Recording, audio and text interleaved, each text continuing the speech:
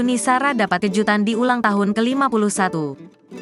Seleb Yuni Shara bahagia merayakan ulang tahun ultah yang ke-51 bersama keluarganya.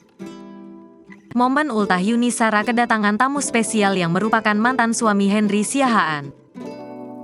Kehadiran Henry Siahaan di ultah Yuni Shara menjadi kejutan bagi sang artis senior.